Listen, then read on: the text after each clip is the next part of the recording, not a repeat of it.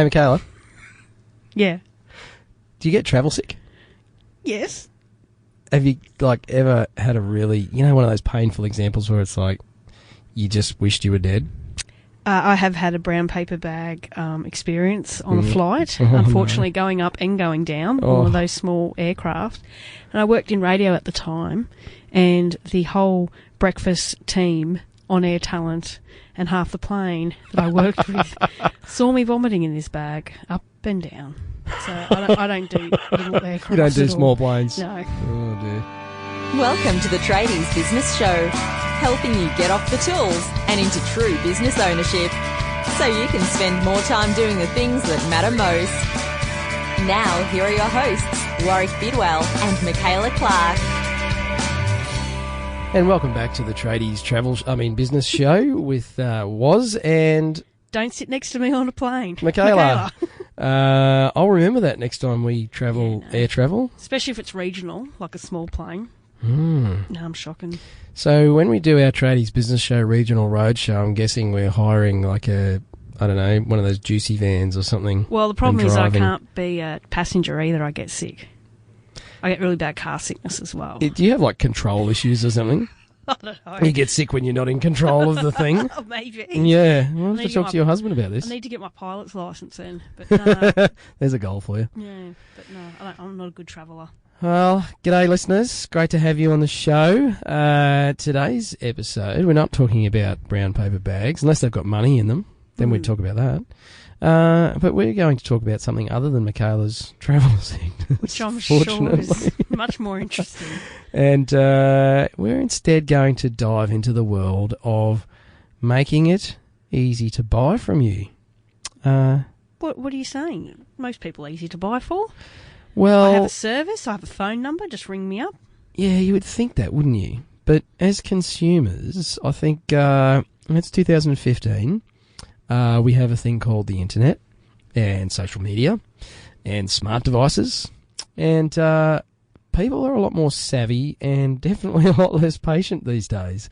So I see this time and again with businesses that I deal with as a consumer, and unfortunately with some of our listeners and my clients as well. I notice some people maybe have just perhaps lost a bit of perspective on what it's like to do business with themselves. And it's a tough thing to do. It's like the old coach's analogy in golf that you can't see yourself swing. And that's why it's so important to have a coach or somebody outside of your business or your life to actually give you honest feedback and critical feedback, because it is hard for us to see ourselves doing what we're doing. And I think the same is true for us in business, and particularly when we're busy or we're growing. We're so focused on what we're doing as the business owner or the leader in the business that we actually lose touch with what it's like to be on the other side of the cash register in our businesses. So it's something that I see, and I'm not going to name and shame or anything like that. I do have a few people in mind when I talk about this, and g'day if you're listening. But to be honest, I think there's some fundamental things that we need to look at in our businesses on a regular basis and just be aware of. And there's some things that we can do to actually test that and get some feedback from our customers. So what should be some fundamental things that we should be looking at? Well, I think if you sat down and mapped out the process of dealing with you as a customer, you would get some really good insights into some of those touch points that people have with your business. And if you haven't done this, if you're listening and you haven't done this, then I strongly suggest that you sit down with a good old-fashioned pen and some of that white stuff called paper. Lots of us don't use much of it anymore. And actually just draw out a bit of a flowchart or a timeline of from when a consumer first picks up the phone or sends you an email and says, hey, I'm interested in this or that you offer. Can you tell me how much, or whatever the way that they engage with you is? And just jot down the steps, or, put some boxes. What are the main steps in that process? From that inquiry to you going out and perhaps doing a quote or booking the job in. How is that done? Who does it? What do you say? And just map that out as a bit of a flow chart. And most of us are familiar with doing a flow chart for something. And that will give you some ideas as to, okay, well, here's all the points where there's communication between us and a client, or this is where we take the money, or this is where we deliver the quote or the proposal. And then you can start to work on those different stages or those different elements in terms of making that easy and making it very fluid, because it should feel very easy for me to do business with you.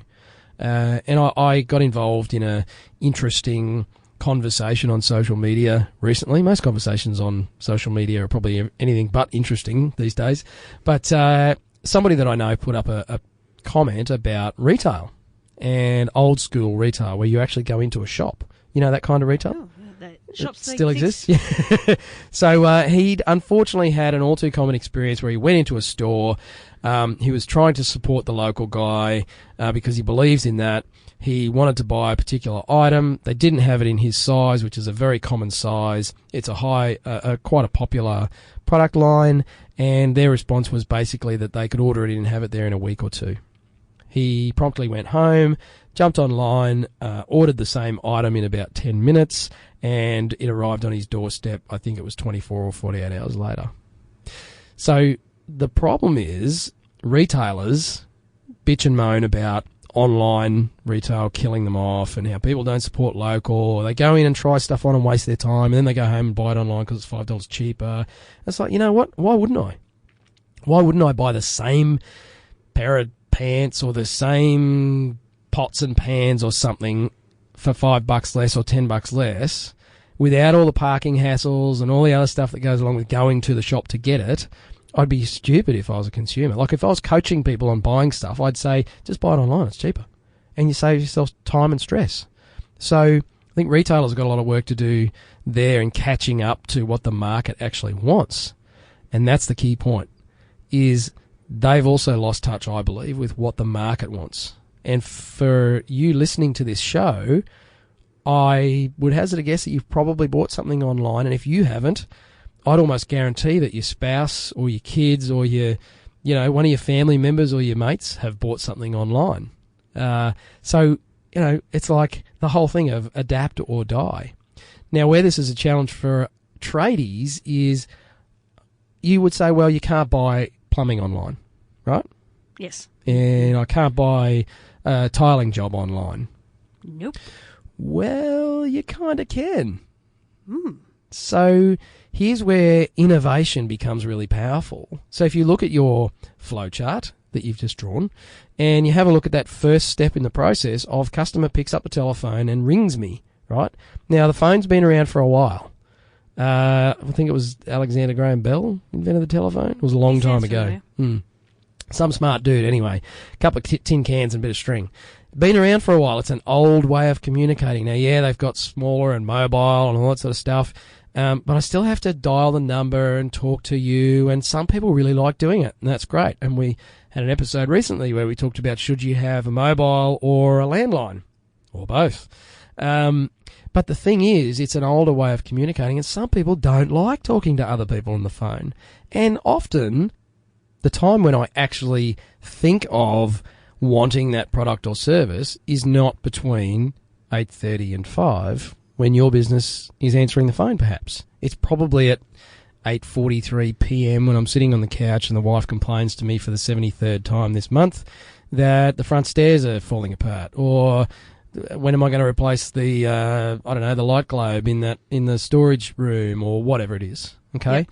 And then I've got to write myself a note and remember the next morning, and I ring and you're busy, so you don't answer your phone, or it goes through to your voicemail. I get some stupid recorded message, and that drives me nuts because I hate leaving voicemails and listening to recorded messages with 7 options for which number to press. And so I ring somebody else, or I just don't do anything about it. And if you're that tradie, you've missed a sale. Okay. So online booking could be one way, or one extra thing to offer that is a level of innovation that's actually really easy to do these days. And it could just be that I book a callback. Even Telstra can figure this one out. Is I can put my details in on my mobile number, and it literally just sends you a basic message from your website that says, ring Wazza, he's got a dodgy light in his storeroom, and here's his phone number.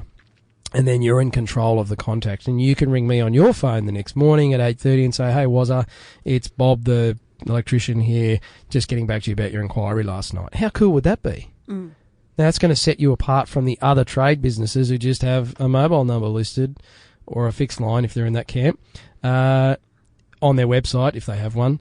or in the yellow pages. So it's just about thinking a little bit differently, but thinking about how your consumers make buying decisions, not how you think they should or how it's always been done. Or what's convenient to you. Yeah. No one gives a shit about what's convenient for you. No. Not when they're customers, right? No, and what's convenient to you is having jobs booking and making money. So you need to really look hard at how your consumer, from their point of view, how they're dealing with you. Doctors' surgeries are a classic example of this, and I think we've both got a story.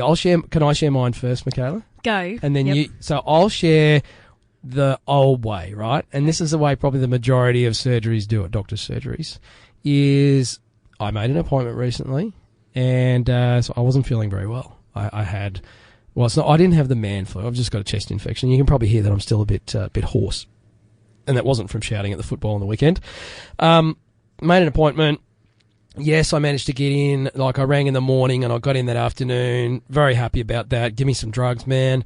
I turned up for my 3:30 appointment, and at 4:17 I got called in for my appointment, which took about 5.5 minutes. And I got the prescription that I knew she was going to give me anyway. She proceeded to ask me a whole bunch of other dumb questions that had nothing to do with the drugs she gave me, but she just wanted to update her records or some crap that they could have sent me an email about.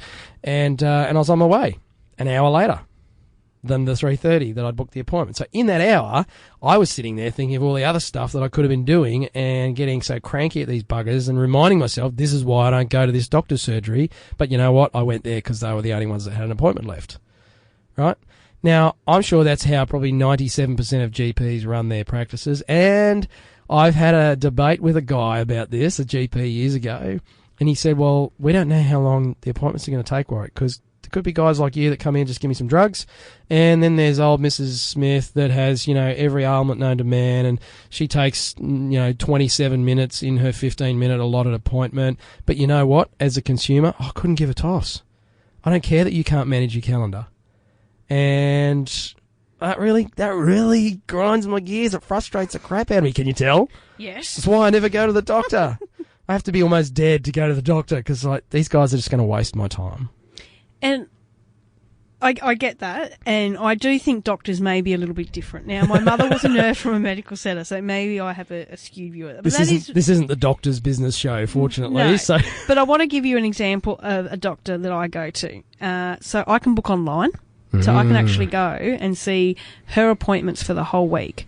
And instead of ringing up a receptionist and going through all the different options, I can just quickly look what will suit my calendar and I book it in. So I probably go 3 times, not more than I have to, but I'm going more frequently because it's easier for me to book. Yep. When I go there, the first time I went there, I got an iPad to fill in my details. Yeah. So I quickly typed everything in. I get SMS reminders of my appointments, so I don't forget. I get email reminders as well if I did that option. And, yeah, okay, this doctor occasionally does run late as well. But if you go there and you had to wait more than 20 minutes, they encourage you to let the receptionist know you've been waiting for 20 minutes or more. They mightn't be able to do much about it. Maybe they can give you the option to reschedule. Mm-hmm. But at least there's that level of customer service there. So it's very easy for me to buy. It's easy for me to reschedule at the last minute if I don't have to. I'm not someone that particularly likes ringing and talking to people on phones, so anything I can do online. Yep. But it's also about, they're trying to accommodate us as much as possible by me saying, hey, you guys are running late, how far behind? And they encourage you to say, if you've been waiting longer than 20 minutes to let us know. They're at least doing something to acknowledge that this particular challenge exists, and they're making an effort, right? It's not a perfectly elegant solution, and I tell you what, I had it all solved when I was sitting there on Friday afternoon, feeling terrible. But imagine if I got an SMS, which you could automate all this stuff these days, and this sounds really really nasty, but honestly, they had 3 receptionists sitting at the front counter that appeared to be doing not very much other than chatting about what they were doing on the weekend, that could have actually been sending out text messages to the upcoming 6 or 10 appointments, telling them that you were booked for 3:30. At the moment, your appointment is expected to be taken at 3:45 or 4 p.m. because there was 4 bloody people ahead of me when I got there at 3:25. So there's no way they're going to stay on time. But nobody said anything to me. It's just like, oh, yeah, the doctor will be with you in a moment. Bullshit. She's got 4 more people to see, all with 15-minute allocated appointments.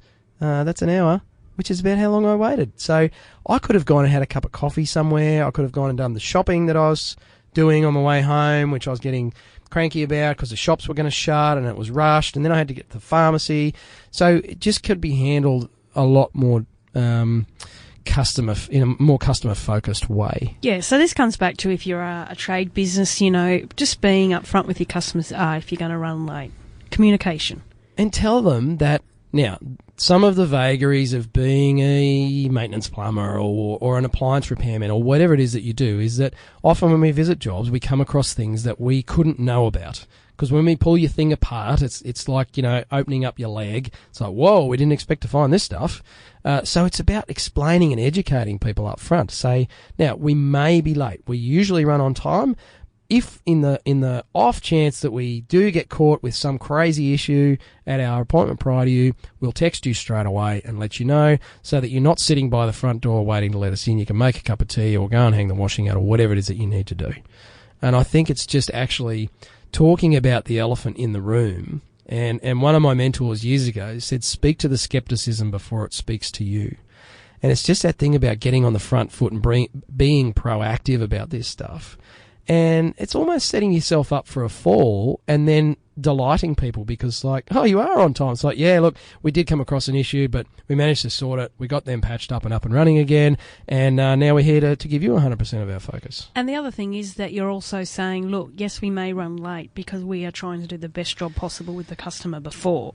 So you can actually turn it to say, you know, if we are running late, it's because we really want to do a good job. We don't want to rush it and half do it. So we will be a little bit later than expected, but you can be sure we'll give you the same attention. Same for you. Yeah, instead of hurrying to be on time for the next appointment because we don't want them to be cranky because we were late, we'd rather do a good job while we're here with you, which is what you're paying us for, isn't it? So I think that's a big sticking point. You know, if we talk about making it easy to buy, this whole running on time thing and how people inquire and engage our services in the first instance, I think there's a massive opportunity there for someone who's thinking a little bit differently and maybe hops into their customers' shoes and has a look at their business and the way they do things, just really makes that nice, fluid engagement at the front end of the customer-business relationship.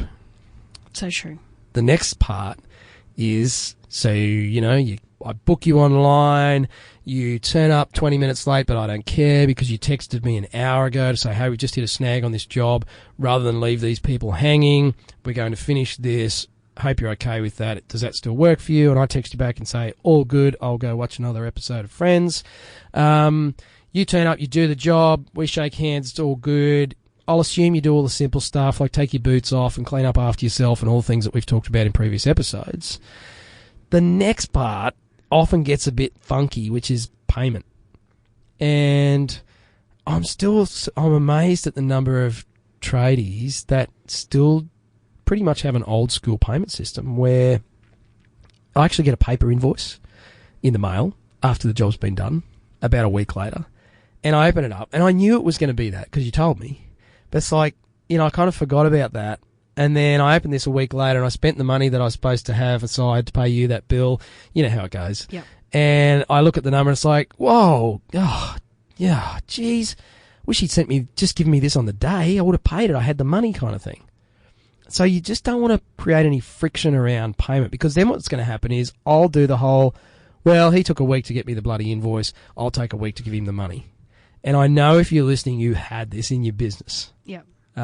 So you just don't want to give people any reasons or excuses to drag out the payment to you. If you're tardy getting the bill to me, I'm going to be tardy getting it back to you. And to be honest, I'm going to use it against you. Yeah, and I mean, there's so many options out there now, whether it's payments, you know, electronically through when you send your invoice, it has a payment link, mobile FPOS machines, card readers, all that kind of stuff now. And there's some really exciting stuff coming up which will blow people's minds by the end of August on some really cool new stuff coming out in this area, which we'll talk about. But there's no excuse now not to make it easy for people to deal with you, whether it's paying or booking or however they communicate with you. I mean, even simple things like, I know PayPal, you can transfer money from phone to phone. I know one of the big banks does it as well. You literally just send a text to the person and the money goes into their account. Like, it doesn't have to be complicated. No. And it's very easy, even if you can't take payments on site. At least you can be sending the invoice directly the same day, as you're leaving and getting back in your van and things like that. So there is no invoice surprise. Oh, yeah, no, I need to pay that and go from there. And I think worst case is you go back to the office that night or the next day and the invoice is on the email. Like, that's probably a baseline level. If you're writing out invoices and sending them in the mail, I really think you've got to get into 2015 and catch up with best practice in business. Because the reason I get so fired up about this stuff is because I see people getting left behind. And they're missing out on business because that affects your word of mouth, it affects your return or repeat business. People will be less likely to refer you on, even if it's just an unconscious thing about they might not be saying, oh, he was a pain in the neck because he didn't, use PayPal to text me his invoice. But it's just one of those, another little tiny thing, and maybe, there was some footprints in the front door because you took 3 steps in and then realised that you forgot to take your boots off. Like, all those little tiny things add up. And when someone says to me 3 weeks later, oh, hey, mate, my hot water service has just died. Do you know any good plumbers? Be like, nah. He said good plumbers. His plumbing was okay, I suppose, but geez, the bill was a bit of a shock 2 weeks later. And like, that's kind of the process that consumers' brains go through. Whereas if everything was just slick and I booked you online and everything was clean and, I got the invoice as promised on the day, and I had any method of payment, whether it was credit card or BPay or whatever, I'd be saying, yeah, you know what? Look, it wasn't cheap, but they're very professional, easy to deal with. I booked them online. Go try these guys. It's going to be much more top of mind. And I think it's harder to do that these days because there is competition and there is social media. So you've got to be looking at ways to actually stand out rather than just kind of do it the way things have always been happening. So taking payment, it's a bit one of those icky things where we kind of sometimes are a bit reluctant to ask for the money. But you know what? If you've done a good job and you've done all that other stuff and you've followed all the things that Michaela and I and all of our guests bang on about, then you've got no right to actually be worried about asking for the money because you've given good value. Yeah, and you're not going to welcome money and abundance in your life if you're rejecting it all the time. Yeah, it's like, could you please pay me for something that I did for you? So, yeah. So ask for the money and make it easy for me to pay you, right? I like credit card because I do the whole recycling thing with the line of credit, and I love the rewards points because apparently we spend a lot of money in my house. But, we collect the rewards points, so I like to pay by credit card. And if you want to pass on the fees, knock yourself out, but just don't make a big deal out of it. Build it into your price. Seriously, put your rates up 2%. Instead of charging me $80 an hour, charge me $81.60 an hour. You'll more than cover your credit card fees, and you don't even have to talk about it. It's like, yep, we take Amex. How easy would that be? The number of places I go to that I say, oh, do you take Amex? Oh, no, the bloody fees on those things they're terrible. We don't take that card. I'm like, oh, okay. Well, do you want my money? I got an Amex card. Now, yes, I have MasterCard, purely because places don't take Amex. Yeah, but why should they have Amex if most people... Okay, we're going to go a bit off track here. But if most people don't have just an Amex card, so why would I bother having a Dearer merchant? I don't get that. Because some people like to pay with Amex. Yeah, but you'll still pay with something else. They'll force me to pay with something else, yes. Yeah, but you're not going to be able to probably go elsewhere and use your Amex. I could go to the coffee club instead of the local cafe. Coffee's not quite as good. Oh, there's a great example, right? So I'm a coffee addict. And one of the rating, I've got like an internal mental rating system for what makes a good cafe. Yeah. One of my pet peeves is that I can't pay for a coffee with my PayPass credit card because they have a $10 minimum. I won't go back. If I just want to stop in and grab a cup of coffee, if I've got no cash on me, that's a different argument to Amex. I'm talking about Amex. But this is the whole thing, right? If I just want to waive my thing for a $4 cup of coffee, yep. There are a number of cafes. It's like, sorry, we have a $10 minimum. And it's like, well, I don't have any cash. Okay, well, buy something else. So well, I don't want to. Keep your damn coffee. So that's just another sticking point of making it hard to buy. Make the coffee $4.10. Amex thing. I know some people who only have Amex, they don't have Master and Visa. There probably isn't many, but the point is, if I want to pay with an Amex card, and I'm pretty sure I don't represent a tiny minority of consumers, otherwise the big guys wouldn't offer it. There must be enough people out there paying with Amex. No, I disagree. If we don't take Amex, I wouldn't even look at it. This is why? like, Because most people either have an alternative, so I don't need to cater for the minority that would have an Amex in this situation. I have to disagree with you, Warwick. So what about the places that only take cash? Well, I don't agree with them. No, but everybody has cash. That's right. So you should take cash. You should take credit card or FPOS. I just don't think you need to take Amex. What about the places that don't take FPOS? Yeah, no, that's different. That's annoying. I'm talking for you, yes. But see, this is the point I'm making. But not many people have an Amex. So why? Hang on, what are you basing that on? They don't. That's because no one takes it anymore. Every major retailer and service provider, fuel stations, everybody takes Amex. Yeah, but you're not going to go to another plumber because I don't take Amex. No, I'm using the Amex as an example. But I'm just showing you for our audience. Here we go. So for our audience, let's say in the trade business, you're not going to go to another plumber on the Amex issue. No, I wasn't suggesting that. Okay, I'm just saying if you didn't have credit card facilities, that's different. Just picking up on maybe the Amex. To you, Michaela, but to somebody listening, they might go a credit card. Who pays for their plumbing on credit card? Can't you just EFT the money?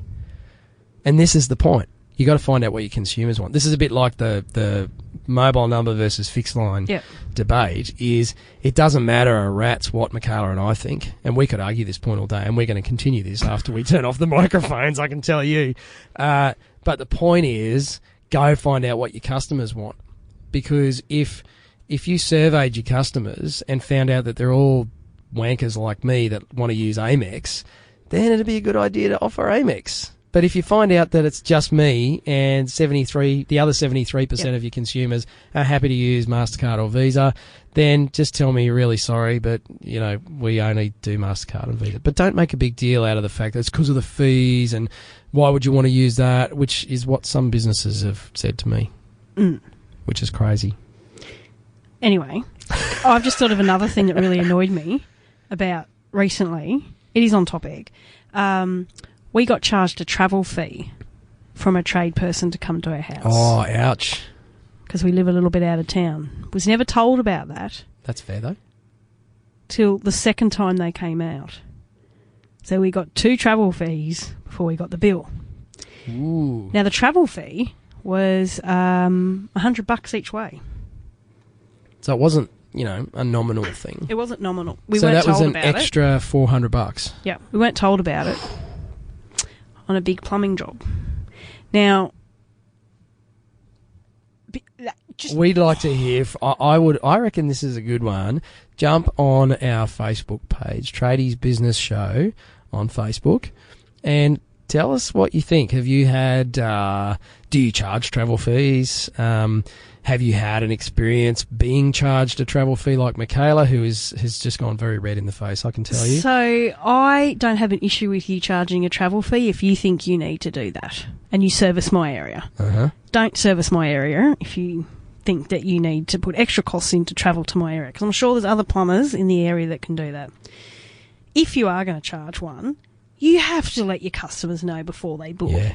You absolutely cannot have that as a hidden fee when they get the invoice after the second visit. I was ropeable. Couldn't believe it. You can't charge me a travel fee. And to be honest, and I'm not suggesting that you do this as a consumer, but you'd be well within your rights not to pay that if it wasn't actually included in the quote or in the terms and conditions up front. Which is why, as a listener, it's important that you have your terms and conditions and your contracts and your quote acceptances and everything done well and done properly and professionally, because if you got somebody like me who refused to pay your travel fee and wanted to pay by Amex, you're going to find it a bit tough. And whatever the outcome, it doesn't matter. It's going to leave a bad taste in the mouth of that consumer. And social media being what it is, you just never know. They could be that keyboard warrior that, says bad stuff about you or gives you a 5-star rating on Google or something like that. And I've told at least 10 people by name about this plumber because it annoyed me so much. So, and they don't. And the thing is, that plumber, I guarantee they don't know that. Although if they're listening to the show now, no, they don't listen, so it's all good. But and the other thing is, like, I know a lot of people, and they come to me because we're in the industry, going, "Who would you recommend?" Like, and even if I wasn't in the industry, and on air, you still don't want to leave a bad taste in people's mouths. So. It's all about communication and making it easy for people. That's right. So yeah, the payment side, there can be some sticky points around that. Maybe you should offer Amex. Just saying. But credit card payments, even PayPal is pretty easy these days. Lots of people have PayPal accounts, particularly if you're doing business to business. So just, again, think about what your consumers want. No one cares what you want or what you think is normal or sensible for your business. What's sensible for your business, as Michaela said, is to get more customers, keep them, and get them referring new ones to you as well. So you should be doing what they want. And again, another mentor of mine, his secrets to success in business, he's got a few, is find out what they want, go out and get it, and give it to them. And that whole thing of finding out what your customers want and going out and getting it and giving it to them is the easy bit. So is now an appropriate time to talk about how we find out what our customers want? Or have we got some more things to talk about? Are there some more sticky points in that whole buying timeline that we've had everyone map out? I'm sure there is, but we have rambled for a little while today. Let's maybe stop the lecturing for today. Whoa, half an hour of ranting. Yes, so maybe we have an upcoming episode on how to work out what your customers want. Let's do a teaser to a new episode. Ooh, so you'll have to listen to the next one that we'll flag as part 2 of the Make It Easy to Buy episodes. So the first part is a bit of discovery. So I guess if we were to put a bow on this one, Michaela, I'd be saying map out your process from when someone makes an inquiry through buying from you, you do the quote, all that sort of stuff. We haven't even talked about delivering the quote or the proposal and how to make all that really cool and easy and fluid. But map that out and just start to think through, okay, what are we doing? How are we fielding inquiries from people? Is this easy for people? Are we making it easy for them to pay? Are we being prompt and professional with all of those steps? So just start to think critically about your process. And then Michaela and I will hit the studio again soon, and we'll do part 2 of this rambling Make It Easy to Buy episode. And we'll talk about some ways you can actually find out exactly what it is your customers want and then design your business around that. And you know what? Unicorns will sing and, angels will fly past and they'll just drop big fat wads of hundreds in your bank account. Oh, just like that. So we must mention also, August is a very important month, Warwick. It's my dad's birthday. It's my birthday. Oh, whoops. Just a gentle reminder there. Yeah, okay. But you haven't missed it yet. I'll get you some Havianas. It's or an Amex. No, they don't take Amex. I can't buy them. No, I don't want Amex. It's Tradies Health Month. It is. This month, which is all about workplace health and safety, as well as looking after yourself. And that's physically and mentally, as well as workplace bullying. And there's heaps of fact sheets on tradieshealth.com.au. Goes through ankle problems, back pain, all that kind of stuff. And there's actually a sheet on there about using mobile phones on the job site. And, of course, everyone wants to carry their mobile phone listening to us all day, the Tradies Business Show. Yep. So it is an important health message that we say, look, there probably is times that you have to turn us off. I know you're not going to want to. I find that hard to believe. I know. But when you're on the job site, there's all the things about having rules with the mobile phones and being able to hear things and using forklifts, perhaps having, earphones in and all that kind of stuff isn't important. So it's important on a job site to be healthy and safe and all that good stuff. The other thing is a bit of digital detox now and again. Switch off. Yep. Unplug. Don't need to look at it every 5 minutes. every 6 minutes. B-wing, one with nature, whatever it being. But tradieshealth.com.au has heaps of great tips and tricks and videos and all sorts of things there to make your workplace and your life healthier. And while we're on the whole phone thing, I'm gonna give a plug to another of our show supporters, Tradies VA, tradiesva.com.au. So, you know, this whole thing about answering your phone. I had a conversation with a guy recently that literally almost fell off a roof trying to get to his mobile phone to answer the damn thing. So part of Tradies Health Month should be, do you answer your own phone on a roof? That's right. So what Tradies VA do is actually take that away from you. So you can switch your phone off but never miss a call. So you actually have your own remote receptionist professionally answer your phone in the name of your business. And rather than just take a message and then you have to spend 3 hours at the end of the day returning all the phone calls, we actually have Tradies VA's receptionists book jobs directly into your online calendar or job management system. They can confirm appointments, follow up quotes, all sorts of cool stuff. And essentially, from as little as $22 a day, the team at Tradies VA can set you up with your very own full-time receptionist without having all the hassles of hiring them in-house. And making it easier for your customers to buy from you. Hey, there you go. See what I did there? There's a big loop around to the topic of the show. So check out Tradies Health Month at tradieshealth.com.au and our show supporter Tradies VA at tradiesva.com.au. And on that note, we will say hooroo. You've been listening to the Tradies Business Show with Warwick Bidwell and Michaela Clark. Want to get off the tools and into true business ownership? Find out how at tradiesbusinessshow.com.